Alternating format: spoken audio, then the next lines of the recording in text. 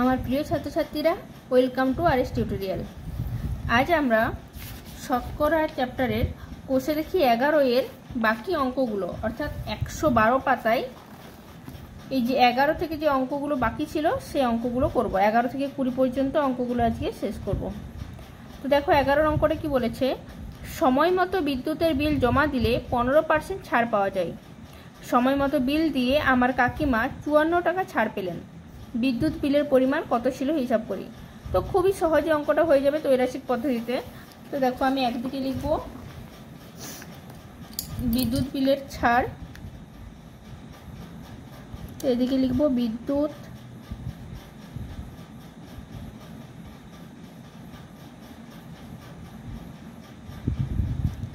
ছাড় আর একদিকে লিখব বিদ্যুৎ বিলের পরিমাণ।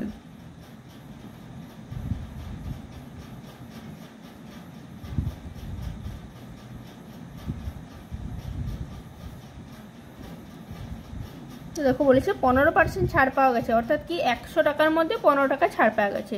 আমি ছাড়ের দিকে লিখবো 15, বিদ্যুৎ বিলের পরিমাণে লিখবো 100, আর দিয়েছে 54 টাকা ছাড় পেলে কত টাকা বিদ্যুৎ বিলের পরিমাণ ছিল। তো লিখে দেবো, দেখো যেহেতু 15 টাকা বিদ্যুৎ বিলের ছাড় ছিল তাই বিদ্যুৎ বিলের পরিমাণ হয়েছিল 100। তাহলে 54 যদি টাকা হয় বিদ্যুৎ বিলের ছাড়, তাহলে বিদ্যুৎ বিলের পরিমাণ বাড়বে নাকি কমবে? অবশ্যই বাড়বে। বিদ্যুৎ বিলের ছাড়টা বেশি হলে পরে বিদ্যুৎ বিলের পরিমাণ তো কমেই যাবে, বেড়েই যাবে। তাহলে কি হবে, দুটোই বাড়ছে, অর্থাৎ এটা সরল সম্পর্ক। তো লিখে দেবো অতএব ইহা সরল সম্পর্ক।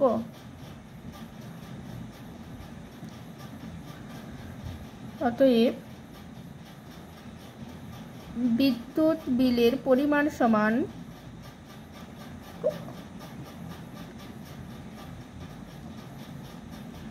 100 ইন্টু সরল সম্পর্ক, অর্থাৎ উল্টে যাবে 54/15। 5 দিয়ে কাটবো, 5 3 15, 5 2 10 0, তো 3 দিয়ে কাটবো, 3 1 3, 3 8 24, হয়ে যাবে 18 দুগুণে 36, অর্থাৎ 360 টাকা। তো এটা আমাদের অ্যান্সারটা হয়ে গেল। তো উত্তরটা কি বলেছে দেখো, বিদ্যুৎ বিলের পরিমাণ কত ছিল। তো উত্তরটা লিখে দেবো অতএব বিদ্যুৎ বিলের পরিমাণ 360 টাকা ছিল। এটা হয়ে গেল আমাদের অ্যান্সার। নেক্সট অঙ্কটা দেখো 12টা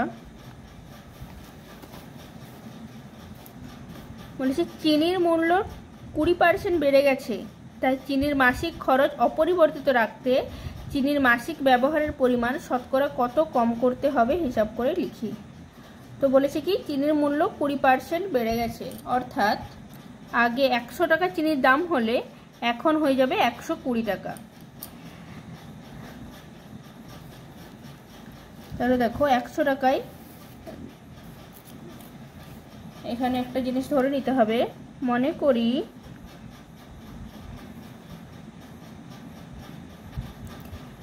আগে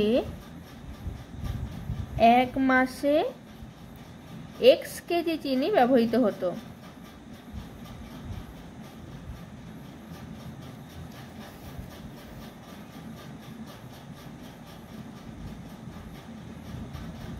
ওই x কেজি চিনির দামটা কত ধরে নিচ্ছি,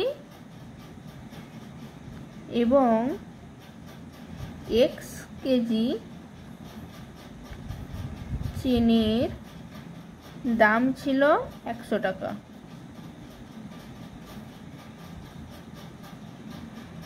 এখন ওই x কেজি চিনির দামটা কত হয়েছে, 20% বেড়ে গেছে, অর্থাৎ কি যেটার দাম ছিল 100 টাকা এখন কি হয়ে যাবে, সেটার দাম হবে 100 + 20, অর্থাৎ 120 টাকা।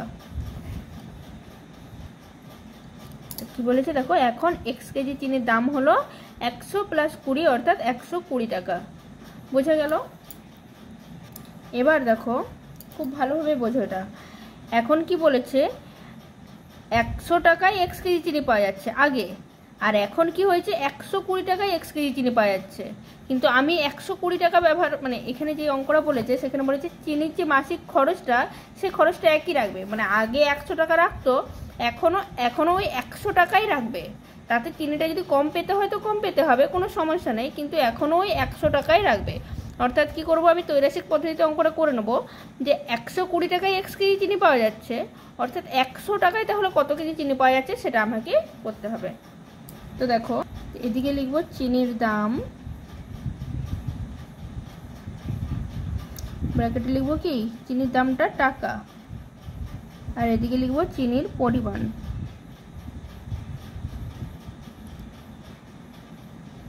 ব্র্যাকেটে লিখব কেজি।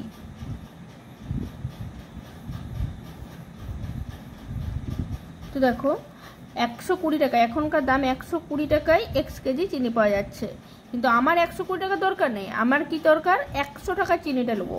120 টাকায় তাহলে কত কেজি চিনিটা নেবো সেটা হচ্ছে বার করতে বলেছে। তো এটাও সরল সম্পর্ক হবে, তো ইহা সরল সম্পর্ক। অতএব চিনির পরিমাণ সমান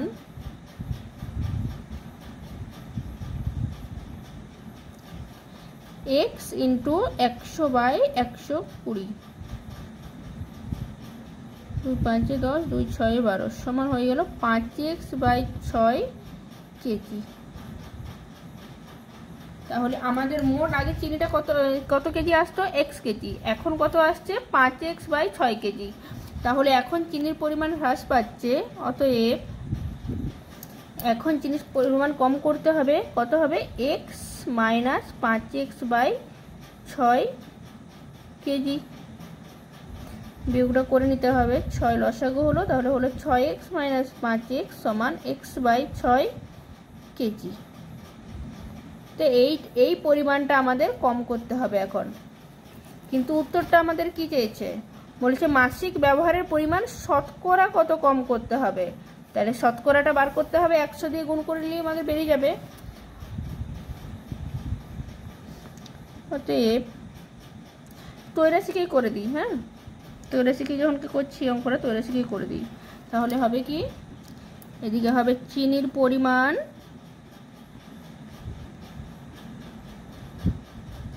আর একদিকে হবে চিনির পরিমাণ কম করতে হবে।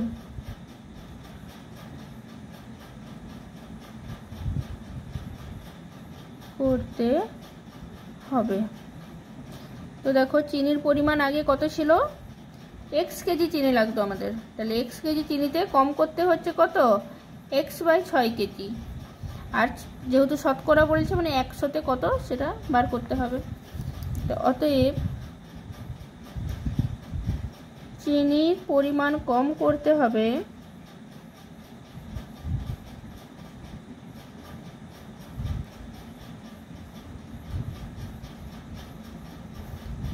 x/6 ইন্টু 100/x, উল্টে যাচ্ছে, x এ কেটে দিলাম, এটা 2 3 6 2 5 10 0 সমান হয়ে গেল 50/3%। এটাকে যখন আমি পূর্ণ করব হয়ে গেল 3 1 3 4 5 3 6 18 16 পূর্ণ 2 3। তো এটা হয়ে গেল আমাদের অ্যান্সার। তো অঙ্কটা ভালো করে বুঝে নাও, একটু অন্যরকম অঙ্ক, কিন্তু কনসেপ্টটা ক্লিয়ার হয়ে গেলেই পুরোপুরি ক্লিয়ার হয়ে যাবে। দেখো কোথাও যদি কোনো ডাউট থাকে কারোর, তো আমাকে কমেন্ট করবে, এই অঙ্কটা নিয়ে আমি আরও একটা ভিডিও করে দেবো, শর্ট ভিডিও বানিয়ে দেবো একটা, দেখে নাও ভালোভাবে, প্রত্যেকটা জায়গা ভালোভাবে বুঝে নাও।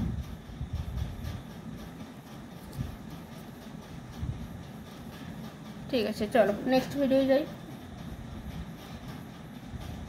তো নেক্সট অঙ্কটা কি বলেছে দেখো, সে জল জমে বরফ হলে আয়তন 10% বৃদ্ধি পায়, এই বরফ গলে জল হলে আয়তন শতকরা কত হ্রাস পাবে হিসাব করে লিখি।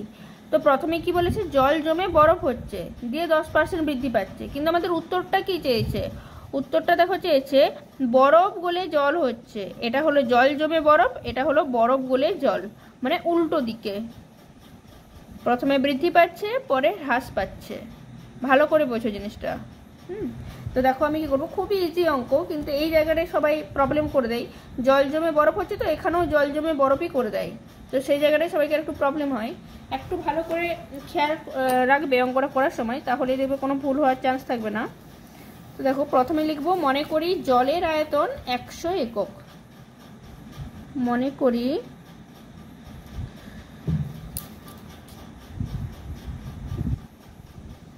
জলের আয়তন 100 একক। কি বলেছে এবারে, জল জমে যখন বরফ হচ্ছে তার আয়তন 10% বৃদ্ধি পাচ্ছে। তবে কি হবে, অতএব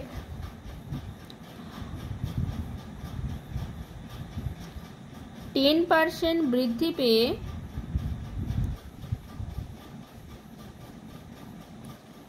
বরফের আয়তন হয়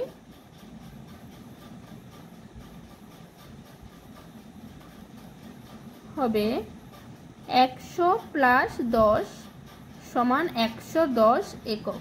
বোঝা গেল? এটা হচ্ছে জল জমে বরফ হচ্ছে। এবার দেখো কি চেয়েছে, বরফ গলে জল হলে আয়তন শতকরা কত হ্রাস পাবে। তোমাদের বরফের আয়তন পেয়ে গেছি 110 একক, জলের আয়তন পেয়ে গেছি 100 একক। অতএব লিখতে পারি, অতএব বরফ গলে জল হলে তার আয়তন হ্রাস পাবে।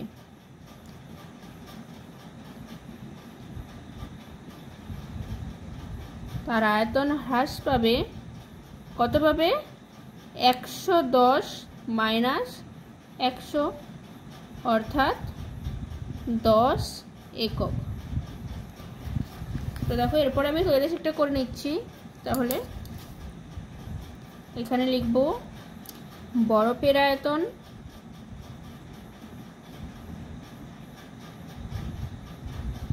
লিখব আয়তন হ্রাস পায়, আয়তন হ্রাস পাবে।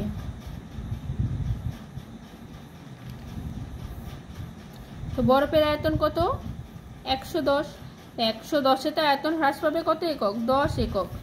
আর 100-তে কত, অতএব আয়তন হ্রাস পাবে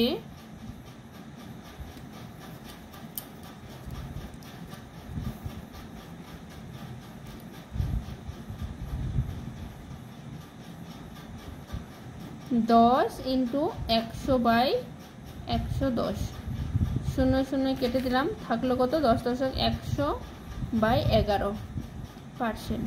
তো এটাকে পূর্ণ করলে হয় 11 × 9 = 99, 9 পূর্ণ 1/11%।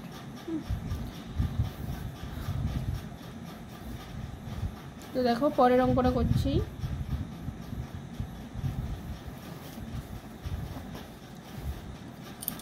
অঙ্কটা, এই অঙ্কটা খুবই ইম্পর্টেন্ট, সবাই দাগ দিয়ে রাখবে, প্রায় 90% পড়ার চান্স আছে পরীক্ষাতে তোমাদের। তো দেখো অঙ্কটা করাচ্ছি। বলেছে উৎপলবাবু অধিক ফলনশীল ধান বীজ ব্যবহার করায় ধানের ফলন 55% বৃদ্ধি পেয়েছে, কিন্তু তার জন্য চাষের খরচ 40% বেড়ে গেছে। ধানের ফলন 55% বৃদ্ধি পেয়েছে, মানে 100-তে 55। মানে যার 100 টাকা যদি ধানের ফলন হয়, তার 50% বৃদ্ধি পেয়েছে, মানে 100-তে 55 মানে 155 টাকা বৃদ্ধি পেয়েছে। আর তার জন্য তার চাষের খরচ 40% বেড়েছে, মানে কি, যদি তার চাষের খরচ হতো 100 টাকা, এখন তার চাষের খরচ হবে 140 টাকা। ব্যাপারটা বোঝা গেছে তো? এবার দেখো এখানে বলেছে আগে উৎপলবাবু তার জমিতে 1200 টাকা খরচ করতো, আগে 1200 টাকা খরচ করতো, এখন তার চাষের খরচ কত হবে, 40% বেড়েছে, 1200 প্লাস তার 40%। হ্যাঁ, আর কি বলেছে, খরচ করে 3000 টাকা ফলন পেতেন, 3000 টাকা ফলন পেতেন। অর্থাৎ কি হবে তাহলে, এটা এখন ফলন বৃদ্ধি পেয়ে 55% বৃদ্ধি পেয়েছে, অর্থাৎ কি 3000 প্লাস 3000 × 55/100। বোঝা গেল? তো 3000 টাকা ফলন পেতেন। এখন জমিতে অধিক ফলনশীল ধান বীজ ব্যবহার করায় তার আয় কত পরিমাণ বাড়বে না কমবে। তাহলে আমাদের কি চেয়েছে, আয়টা চেয়েছে। আয় কোনটা, আয় হচ্ছে ফলনটা, মানে উৎপাদনটা, আর যে টাকাটা তার পাচ্ছে, মানে খরচ করছে এবং উৎপাদন হচ্ছে, তো ওই দুটোর বিয়োগ করে দিলে যেটা বেরাবে সেটাই আমাদের লাভটা বেরিয়ে যাবে। বোঝা গেল? তো দেখো অঙ্কটা করছি, তাহলে আরো ভালোভাবে বুঝতে পারবে।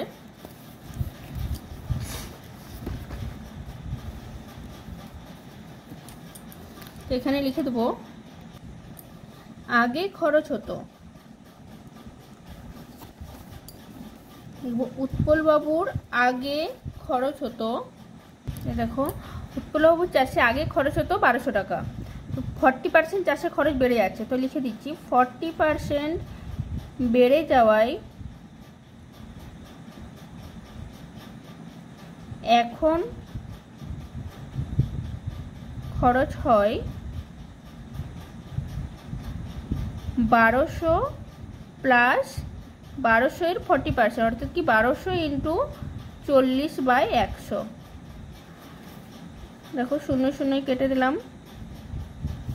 সমান হবে 1200 প্লাস 12 4 48 সমান হয়ে যাবে 0 8 6 1, এত 1680 টাকা। হ্যাঁ, এবার দেখো, এবার এটা খরচটা বেরিয়ে গেল, এবার আমরা কি করব, ফলনটা বার করব। হ্যাঁ, 3000 টাকা ফলন পেতেন, লিখব উৎপলবাবুর চাষে আগে ফলন হতো 3000 টাকা, এখন কত পার্সেন্ট বেড়ে গেছে, এখন দেখো 55% ফলন বৃদ্ধি পেয়েছে, অর্থাৎ কি হবে এখানে 55% বেড়ে যাওয়ায় এখন ফলন হয়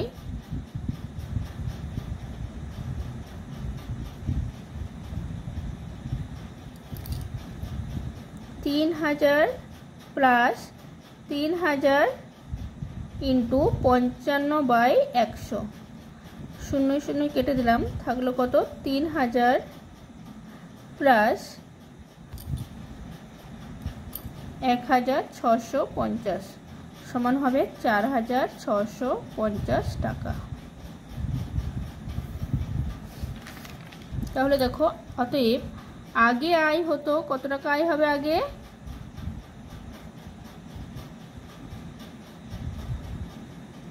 আয় হতো, যে ফলনটা আছে আগে ফলন হতো 3000 টাকা, তা 3000 মাইনাস খরচটা কত ছিল আগে 1200, তো 1200 টাকা সমান 0 0 8 1800 টাকা। আর এখন আয় হয় কত টাকা, তাহলে অতএব এখন আয় হয়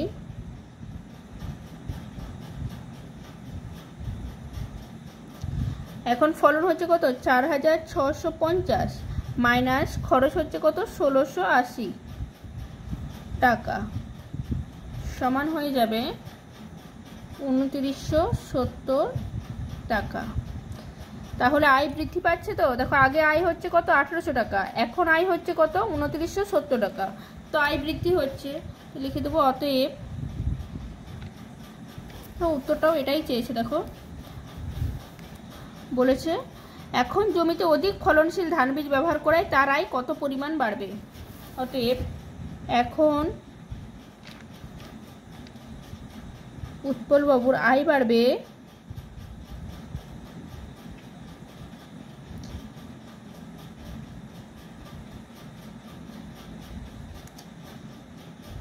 2970 মাইনাস 1800 টাকা সমান 1170 টাকা। তো এটাই আমাদের হয়ে গেল অ্যান্সার। নেক্সট অঙ্কটা দেখো, বলেছে একটি বিধানসভা কেন্দ্রের ভোটারদের 80% ভোট দিয়েছেন এবং বিজয়ী প্রার্থী প্রদত্ত ভোটের 65% ভোট পেয়ে নির্বাচিত হয়েছেন, তো তিনি মোট ভোটের শতকরা কত ভোট পেয়েছেন হিসাব করি। তো এখানে কি বলেছে, একটি বিধানসভা কেন্দ্রের ভোটারদের 80%, তা মোট ভোটার কত, মোট ভোটার 100 জন, 100 জনের মধ্যে কতজন ভোট দিয়েছে 80 জন ভোট দিয়েছে। এবারে 100 জনের মধ্যে তো সবাই ভোট দিতে পারে না, তো এই 80 জন মাত্র ভোট দিয়েছে। আর কি বলেছে, দেখো অনেকগুলো প্রার্থী ভোটে দাঁড়ায়, তার মধ্যে যেই প্রার্থীটা জিতবে অর্থাৎ কি বিজয়ী প্রার্থী, তো বিজয়ী প্রার্থী প্রদত্ত ভোট অর্থাৎ 80 জন যে ভোটটা দিয়েছে, তো সেই প্রদত্ত ভোটের 65% ভোট পেয়ে নির্বাচিত হয়েছে। কনসেপ্ট ক্লিয়ার হয়েছে সবাইকার? ভালোভাবে দেখে নাও, মোট ভোটারের সংখ্যা কত 100, ওই ভোটারের 100-র মধ্যে মোট ভোট দিয়েছে কতজন? 80 জন। ওই 80-র মধ্যে বিজয়ী প্রার্থী হয়েছে 65 জন। বোঝা গেল সবাইকার? দেখো আমি এবারে অঙ্কটা করছি। তারপরে কি চেয়েছে দেখো, মোট ভোটারের কত শতকরা কত ভোট পেয়েছে হিসাব করি, উত্তরটা বার করে নিতে হবে। তো দেখো শুরু করছি। তো লিখবো এখানে, মনে করি মোট ভোটারের সংখ্যা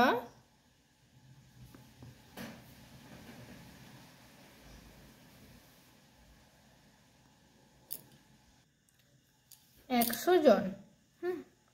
আর কি লিখবো, অতএব ভোট দিয়েছেন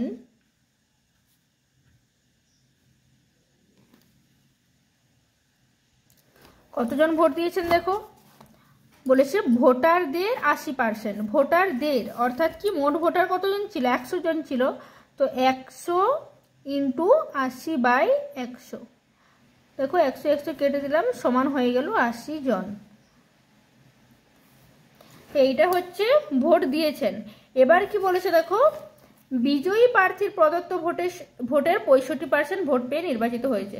তাহলে বিজয়ী প্রার্থী কতগুলো ভোট পেয়েছে দেখো করছি। অতএব বিজয়ী প্রার্থী ভোট পেয়েছেন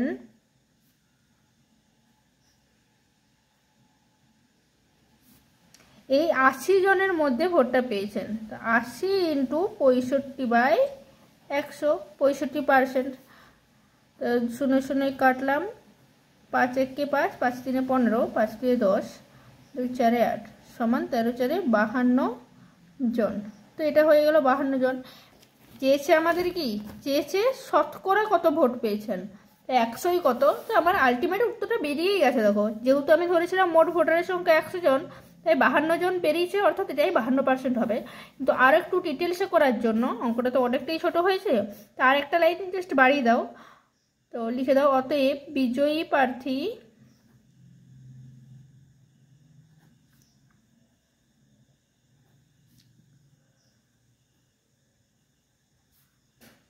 ভোট পেয়েছেন, কি হবে তাহলে, 52 জন ভোট পেয়েছেন। তো কতর মধ্যে? 100-র মধ্যে। ইন্টু যেহেতু শতকরা বার করতে হবে, তাই 100 দিয়ে এখানে গুণ করব। 100 100 কেটে গেল, সমান থাকে কত? 52%। তো এটা হয়ে গেল আমাদের অ্যান্সার। নেক্সট অঙ্কটা দেখো 16টা।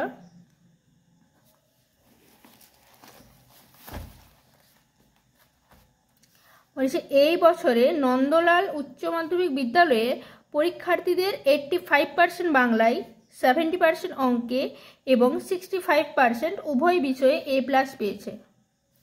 পরীক্ষার্থীর সংখ্যা যদি 120 জন হয়, তবে হিসাব করে দেখি কতজন পরীক্ষার্থী উভয় বিষয়ে A+ পেয়েছে, শুধু বাংলায় A+ পেয়েছে, শুধু অঙ্কে A+ পেয়েছে, আর উভয় বিষয়ে A+ পায়নি। তো এই জিনিসটা দেখো, শুধু উভয় বিষয়ে A+ পেয়েছে, এটা দেখো লেখাই আছে। উভয় বিষয়ে কতজন A+ পেয়েছে? 65%।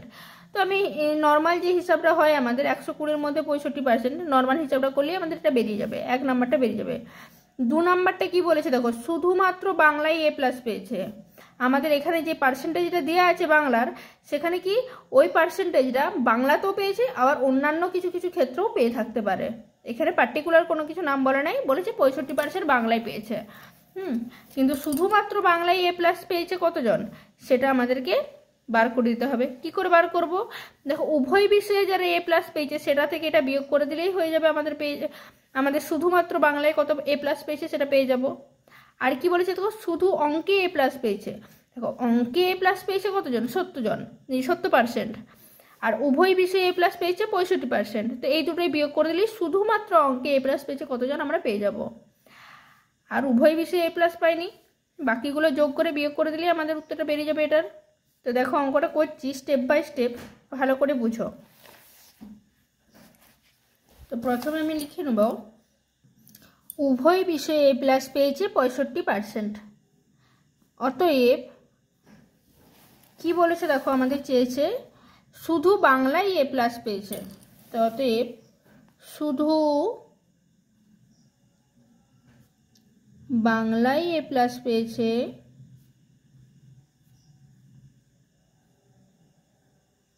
কি হবে তাহলে, মোট বাংলায় এ প্লাস পেয়েছে কতজন? দেখো মোট বাংলায় এ প্লাস পেয়েছে 85%। তাহলে 85% আছে তো, আর উভয় বিষয়ে এ প্লাস পেয়েছে 65%। তো 85 মাইনাস 65%, এটা করে নিলে আমাদের শুধুমাত্র বাংলায় এ প্লাস পেয়েছে বেরিয়ে যাবে।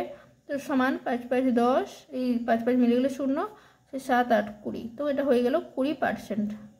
তাহলে কতজন আমাদের চেয়েছে কি 1 নম্বর কোশ্চেনটা দেখো শুধু বাংলায়, 2 নম্বর কোশ্চেনটা শুধু বাংলায় এ প্লাস পেয়েছে কতজন। এখানে একটা অ্যান্সার লিখতে হতো 1 নম্বরেরটা, তো লেখা হয়নি, আমি পরে লিখে দিচ্ছি। দেখো অতএব শুধু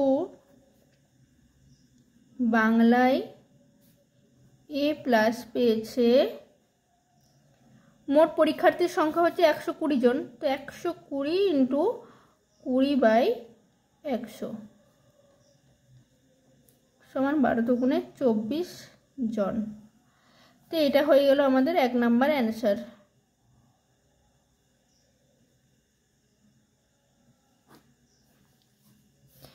দেন এই জিনিসটা দেখো, এই লাইনটার পরে এই লাইনটা হতো।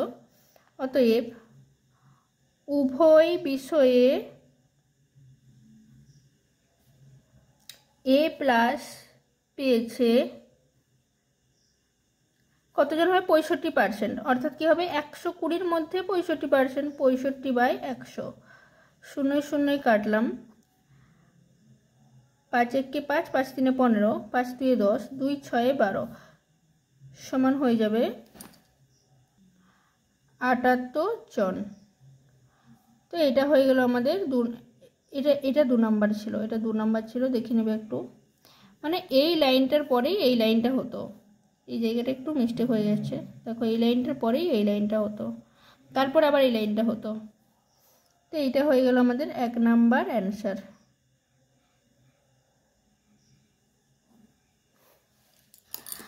দেন দেখো কি বলেছে, তাহলে 1 নাম্বার অ্যান্সারটা বেরোলো আমাদের, 2 নাম্বার অ্যান্সারটা বেরোলো। আর বলেছে দেখো শুধু অঙ্কে এ প্লাস পেয়েছে, তাহলে অঙ্কে মোট এ প্লাস পেয়েছে কতজন? 70% ছেলে মেয়ে পেয়েছে।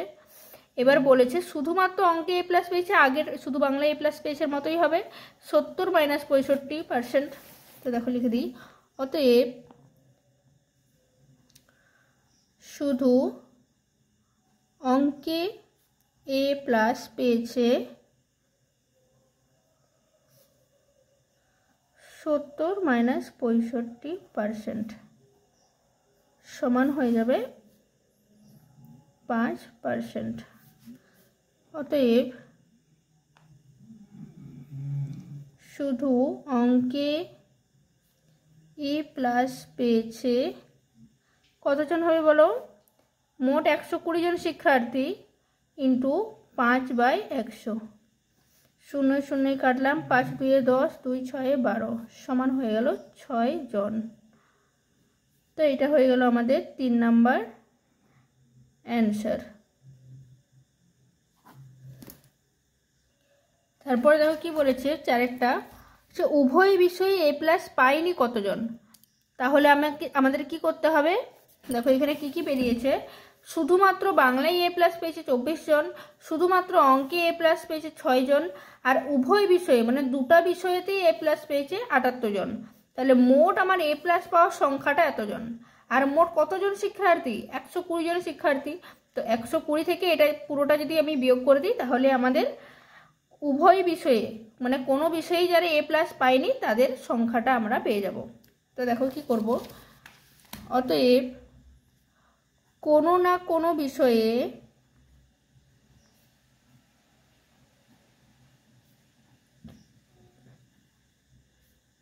এ প্লাস পেয়েছে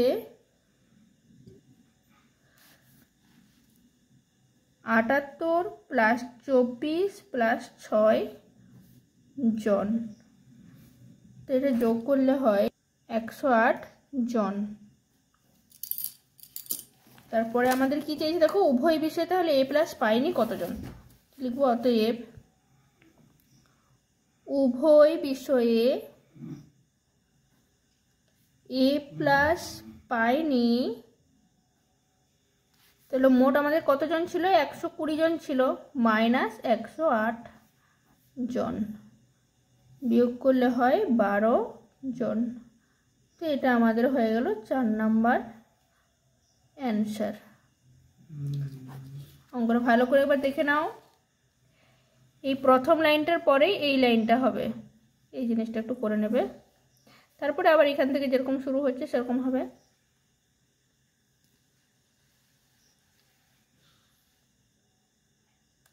খুব ইজি অঙ্কটা, কিছুই নেই, আশা করি সবাই বুঝতে পারবে। দেখো নেক্সট অঙ্কে চলো। তারপর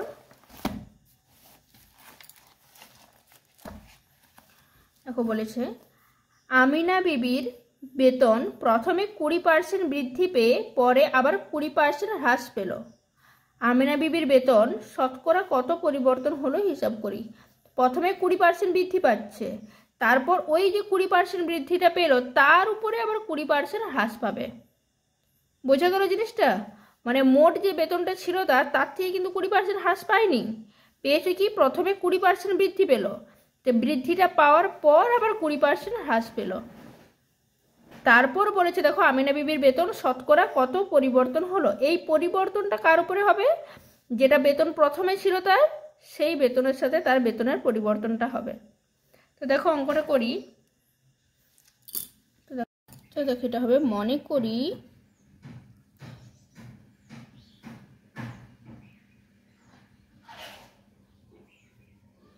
আমিনা বিবির প্রথমে বেতন ছিল 100 টাকা,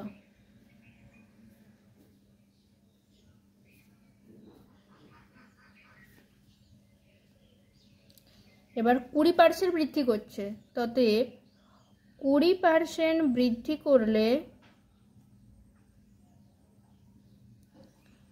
আমিনা বিবির বেতন হয়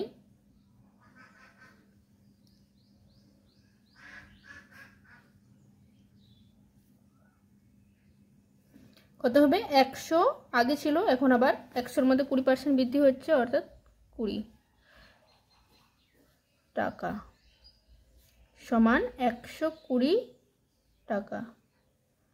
বুঝে গেল? এবার কি বলেছে দেখো, এবারে বলেছে দেখো 20% বৃদ্ধি পেয়ে আবার 20% হ্রাস পেল, অর্থাৎ কি এই বৃদ্ধির উপরে 120 টাকা যে বৃদ্ধিটা হলো এই 120 টাকার ওপরে আবার 20% হ্রাস পাচ্ছে। তো লিখি অতএব আবার 20% বৃদ্ধি 20% হ্রাস পেলে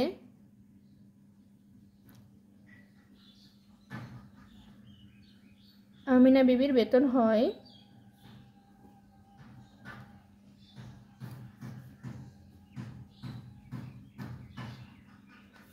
কত হবে? এই 120 টাকার হ্রাস পাচ্ছে, অর্থাৎ মাইনাস হবে, মাইনাস কার উপরে হচ্ছে? 120 ইন্টু 20/100। বোঝা গেল পুরো ব্যাপারটা? এটার মধ্যে হ্রাস পাচ্ছে বলছে, তাই জন্য এখানে মাইনাস হচ্ছে।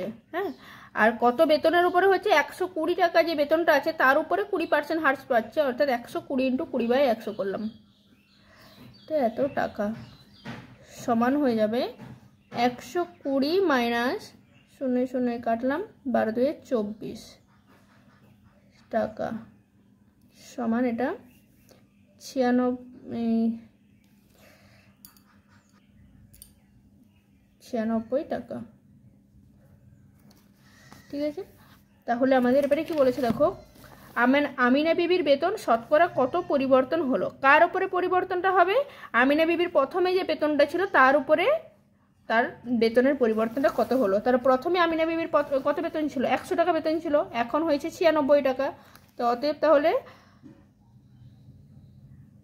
আমিনা বিবির বেতন হ্রাস পেল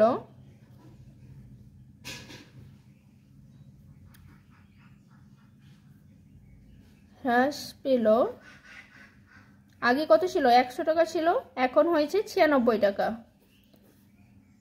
সমান 4 টাকা। শতকরা কত হ্রাস পেল সেটা করে দিলেই হয়ে যাবে।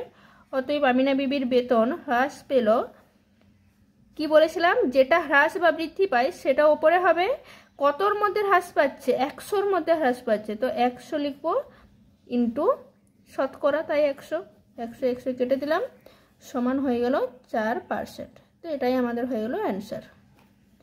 খুবই সহজ অঙ্ক, দেখে নাও ভালোভাবে। নেক্সট অঙ্ক চলো। দেখো 18টা বলেছে, একটি আয়তক্ষেত্রের দৈর্ঘ্য 15% বৃদ্ধি করা হলো এবং প্রস্থ 15% হ্রাস করা হলো। আয়তক্ষেত্রের ক্ষেত্রফল শতকরা কত বৃদ্ধি বা হ্রাস পেল? একই অঙ্ক। দেখো বলেছে আয়তক্ষেত্রের দৈর্ঘ্য যা ছিল, ধরি যদি আমি 100 ধরে নিই, তাহলে 100-র মধ্যে বৃদ্ধি করা হলো কত, 15%, অর্থাৎ হয়ে গেল কি 115। আর প্রস্থটাও ধরে নেব 100, তো 100-র মধ্যে 15% হ্রাস করা হলো, অর্থাৎ বিয়োগ যাবে 15। তারপরে দুটোতে ক্ষেত্রফল বার করবো, দুটোই গুণ করে দিলে আমাদের বেরিয়ে যাবে, বৃদ্ধি বা হ্রাসটা বেরিয়ে যাবে বিয়োগ করে দিলে, আর শতকরা করে দেবো। তো দেখো অঙ্কটা করছি, বুঝতে পারবে তোমরা, খুবই ইজি অঙ্ক।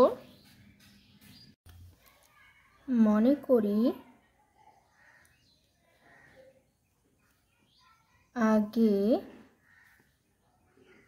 আয়তক্ষেত্রের দৈর্ঘ্য ছিল 100 একক,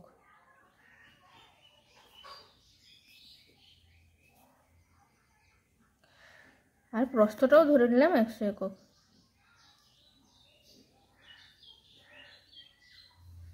তো অতএব আয়তক্ষেত্রের ক্ষেত্রফল ছিল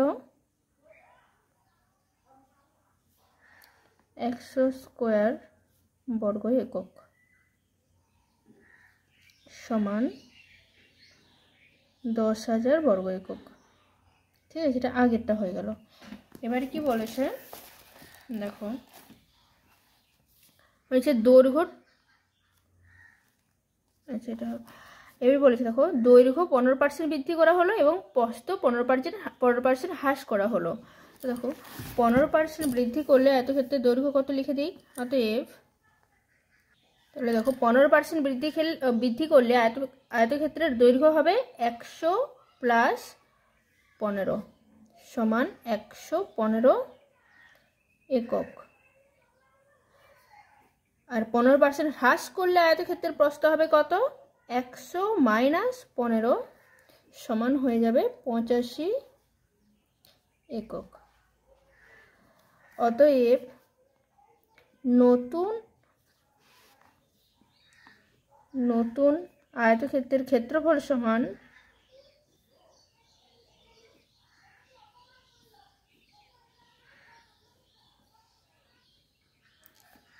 কি হয়ে যাবে, দৈর্ঘ্য ইন্টু প্রস্থ, অর্থাৎ 115 ইন্টু 85 বর্গ একক, 9775 বর্গ একক। এটা হয়ে গেল। এবার কি বলেছে দেখো, আয়তক্ষেত্রের ক্ষেত্রফল শতকরা কত বৃদ্ধি বা হ্রাস পেল। তাহলে বৃদ্ধি পেল না হ্রাস পেল, আগে আয়তক্ষেত্রের ক্ষেত্রফল কত ছিল, 10,000 বর্গ একক, এখন হয়েছে কত, 9,775 বর্গ একক। তাহলে কি আয়তক্ষেত্রের ক্ষেত্রফল হ্রাস পাচ্ছে। তো লিখতে পারি অতএব আয়তক্ষেত্রের ক্ষেত্রফল হ্রাস পায়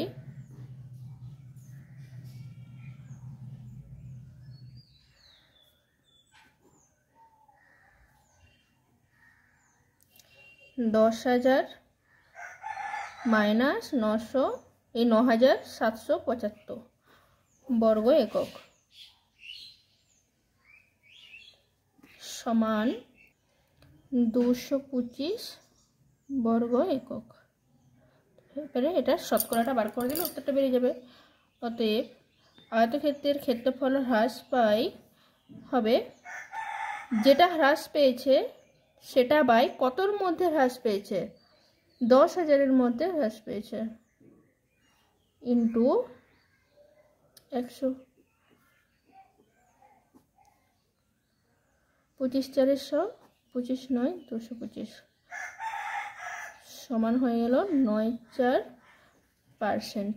এটা পূর্ণ করে দিলে হয় 4 2 8, আর একটা থাকলো 1/4%। তো দেখে নাও হয়ে গেল অঙ্কটা, এটাই হয়ে গেল আমাদের অ্যান্সার। তো পুরো অঙ্কটা একটু ভালোভাবে দেখে নাও। আশা করি কারোর কোথাও ডাউট থাকার কথা নয়, তবু যদি থাকে তো কমেন্টে লিখবে, আমি সেই জায়গাটা বলে দেবো। নেক্সট অঙ্কটা দেখো। একটি ঘরের দৈর্ঘ্য, প্রস্থ এবং উচ্চতা যথাক্রমে 15 মিটার, 10 মিটার এবং 5 মিটার। যদি দৈর্ঘ্য, প্রস্থ এবং উচ্চতার প্রত্যেকটি 10% বৃদ্ধি করা হলো, অর্থাৎ কি 15 মিটারটাকেও 10% বৃদ্ধি, 10 মিটারটাকেও 10% বৃদ্ধি আর 5 মিটারটাকেও 10% বৃদ্ধি করা হয়, তবে 4 দেওয়ালের ক্ষেত্রফলে শতকরা কত বৃদ্ধি পাবে হিসাব করি। খুবই সহজ অঙ্ক। প্রথমে 4 দেওয়ালের ক্ষেত্রফল বেরিয়ে যাবে, তারপরে 10% বৃদ্ধি করার পরে আবার 4 দেওয়ালের ক্ষেত্রফল বেরিয়ে যাবে, তারপর বিয়োগ করে দিয়ে যেরকম নর্মাল শতকরা বার করে দিলে হয়ে যাবে। খুবই ইজি অঙ্ক। দেখো করছি, এগুলো লিখে নিয়েছি। একটি ঘরের দৈর্ঘ্য 15 মিটার, প্রস্থ 10 মিটার এবং উচ্চতা 5 মিটার। অতএব ঘরটির 4 দেওয়ালের ক্ষেত্রফল কত? 4 দেওয়ালের ক্ষেত্রফলের সূত্রটা হলো 2 ইন্টু দৈর্ঘ্য প্লাস প্রস্থ ইন্টু উচ্চতা। এটা হচ্ছে 4 দেওয়ালের ক্ষেত্রফলের সূত্র। সমান কি হয়ে যাবে? 2 ইন্টু দৈর্ঘ্য কত দেওয়া আছে? 15 প্লাস প্রস্থ দেওয়া আছে 10 ইন্টু উচ্চতা দেওয়া আছে 5 সমান 2 ইন্টু 5 আর 10 গুণ করলে হয়, 15 আর 10 যোগ করলে হয় 25 ইন্টু 5 সমান 5 2 10, 10 আর 25 250 বর্গ মিটার। তো এটা আমাদের 10% করে বৃদ্ধি হওয়ার আগের ক্ষেত্রফল বেরিয়ে গেল। অতএব 10% করে বৃদ্ধি পাওয়ার পরে দৈর্ঘ্য, প্রস্থ, উচ্চতাটা বার করে নিই। অতএব 10% বৃদ্ধি করলে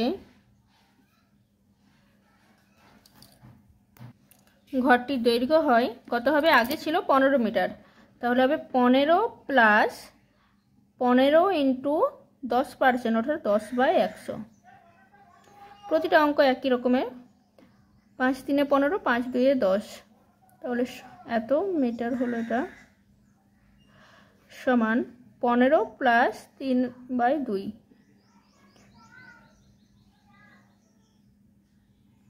2টা যদি লসাগু করি 15 দুগুণে 30 প্লাস 3 সমান 33/2 মিটার হয়ে গেল। এইটা 10% বৃদ্ধি করলে ঘরটির দৈর্ঘ্য হলো। অতএব 10% বৃদ্ধি করলে ঘরটির প্রস্থ তাহলে কত হবে? প্রস্থ আগে ছিল কত? 10 মিটার, তাহলে এখন হবে 10 প্লাস 10 ইন্টু 10/100 সমান এত মিটার। 10 প্লাস 1 হলো এটা সমান 11 মিটার। আর উচ্চতাটা কত হবে? অতএব 10% বৃদ্ধি করলে ঘরটির উচ্চতা হয়, আগে উচ্চতা কত ছিল দেখো? 5 মিটার ছিল,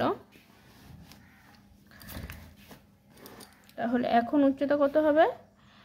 5 প্লাস 5 ইন্টু 10/100 সমান 5 2 10 তো মিটার সমান 5 প্লাস 1/2 সমান 2 লসাগু, তাহলে 5 2 10 প্লাস 1 সমান 11/2 মিটার। এটা হয়ে গেল। অতএব নতুন ঘরের ক্ষেত্রফল তাহলে কত হবে? 4 দেওয়ালের ক্ষেত্রফল। নতুন ঘরের 4 দেওয়ালের ক্ষেত্রফল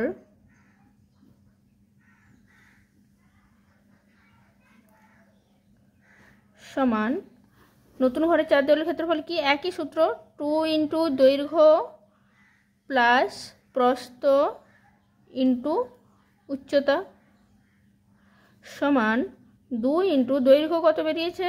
33/2 প্লাস প্রস্থ বেরিয়েছে 11 ইন্টু উচ্চতা বেরিয়েছে 11/2। এই দেখো এখানে 2 আছে, 2 আছে, যেহেতু গুণ আছে অবস্থায় তাই জন্য 2 2 কেটে দিলাম, এটা যোগ করে নিলাম 2, তাহলে 33 প্লাস 11 দিয়ে 22 ইন্টু 11। এদিকটাই ধরবে না, পরের পাতায় করছি দেখো।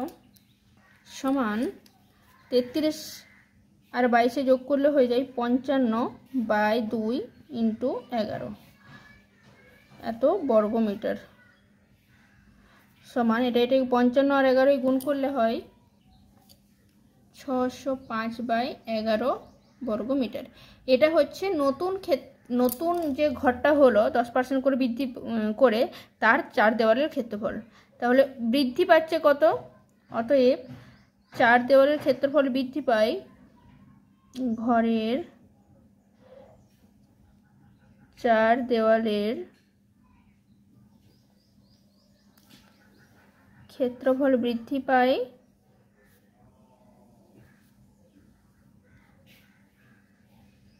এটা বৃদ্ধি পাচ্ছে। তাহলে 605/11 মাইনাস, দেখো আগে কত ছিল, আগে ক্ষেত্রফল হয়েছিল 250, তো মাইনাস 250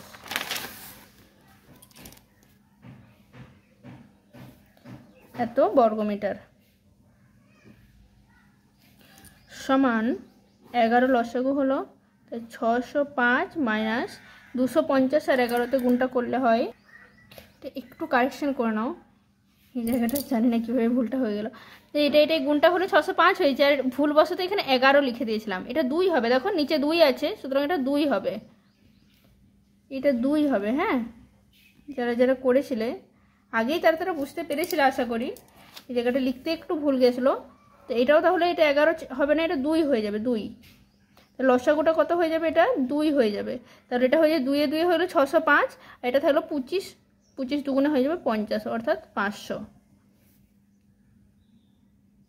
তো বিয়োগটা করলে হয় 605 মাইনাস 500 অর্থাৎ কি 105। 105/2 বর্গমিটার বৃদ্ধি পাচ্ছে, ক্ষেত্রফলটা বৃদ্ধি পাচ্ছে 105/2 বর্গমিটার। তাহলে এবার পার্সেন্টেজটা বার করে দিলে হয়ে যাবে। অতএব 4 দেওয়ালের ক্ষেত্রফল বৃদ্ধি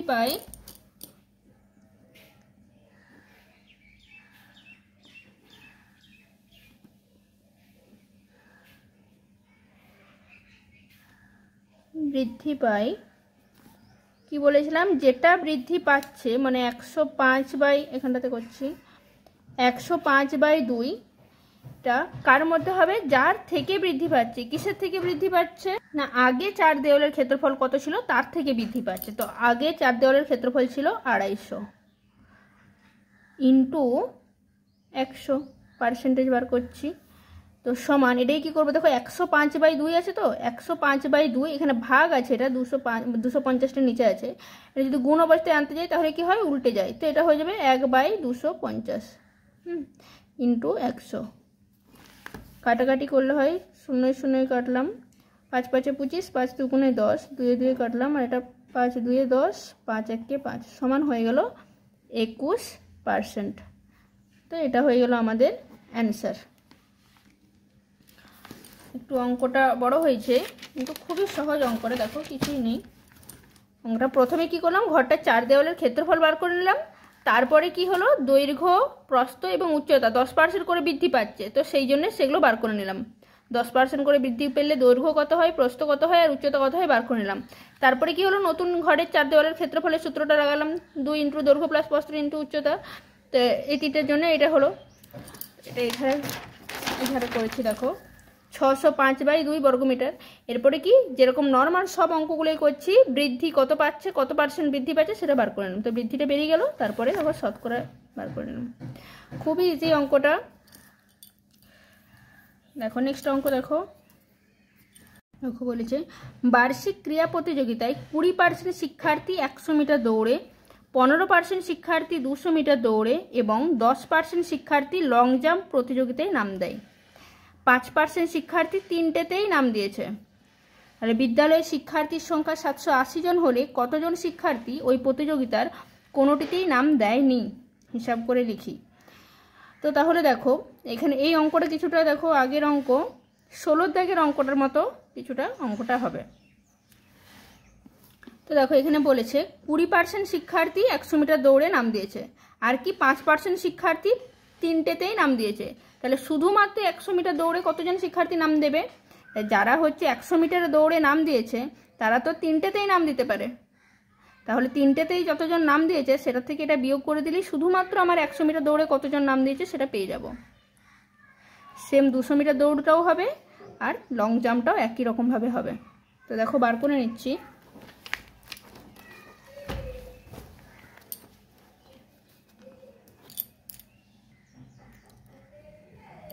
তিনটে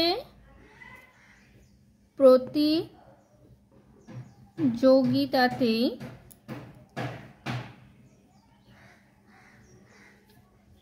নাম দেয় কতজন? 5% শিক্ষার্থী। ঠিক আছে, আর কি বলেছে দেখো, 20% শিক্ষার্থী 100 মিটার দৌড়ে নাম দেয়। তো লিখি 100 মিটার দৌড়ে নাম দেয়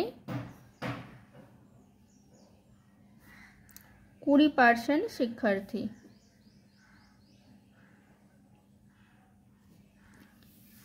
এবার দেখো শুধুমাত্র 100 মিটার দৌড়ে, তাহলে লিখে দিই অতএব শুধুমাত্র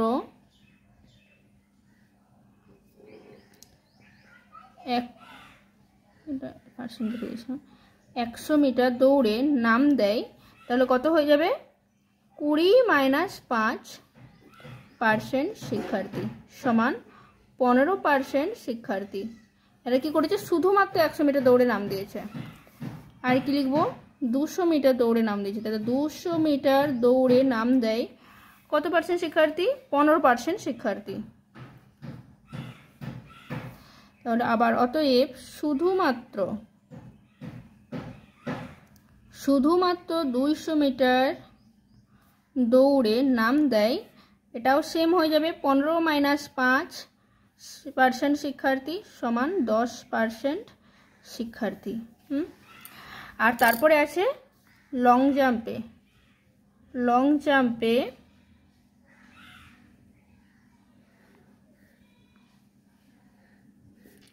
নাম দেয় 10% শিক্ষার্থী। অতএব শুধুমাত্র লং জাম্পে নাম দেয়, এটাও হয়ে যাবে 10 - 5% শিক্ষার্থী সমান 5% শিক্ষার্থী।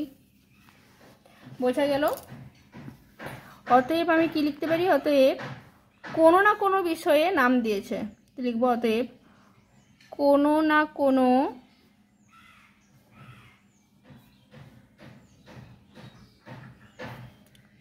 কোনো প্রতিযোগিতায়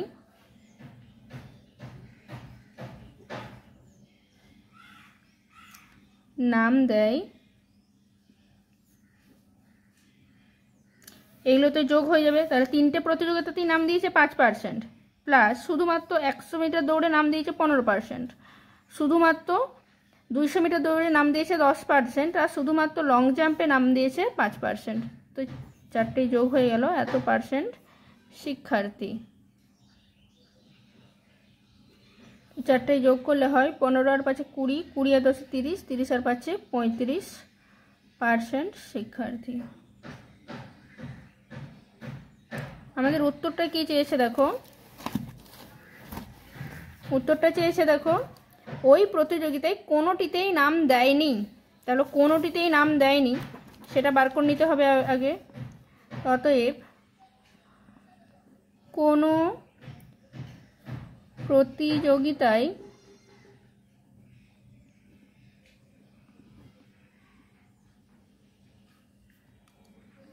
নাম দেয়নি, মোট প্রতিযোগিতার পার্সেন্টেজটা কত হয়? 100-র মধ্যে তো হচ্ছে আমাদের, তাহলে কোনো প্রতিযোগিতায় নাম দেয়নি কি হবে? 100 - 35, যেহেতু আমি পার্সেন্টটা বার করব, তাহলে 100 - 35% শিক্ষার্থী। অঙ্কটা অন্যভাবেও করা যেত, তো এটাও দেখো সহজই লাগবে। তো সমান হয়ে যাবে 5 3 এর 4 65% শিক্ষার্থী। আমাদের মোট শিক্ষার্থীর সংখ্যা কতজন আছে দেখো? 780 জন। তাহলে 780 জনের মধ্যে কতজন হচ্ছে কোনো না কোনো প্রতিযোগিতায় নাম দেয়নি? বেরিয়ে যাবে সহজেই। তো অতএব কোনো না কোনো প্রতিযোগিতায় নাম দেয়নি, তো হয়ে যাবে 780 × 65%, অর্থাৎ 65/100 জন। পার্সেন্টটা আমরা জনে প্রকাশ করে নিলাম। 0 0 কেটে গেল, 5 2 10, 5 1 5, 5 3 15, সরি এটা 5 2 10, হ্যাঁ, এটা হয়ে যাবে 2 3 6 7 2 9 18 সমান 39 × 13 507 জন। তো এটাই হয়ে গেল আমাদের অ্যান্সার। দেখে নাও এবার অঙ্কটা ভালোভাবে।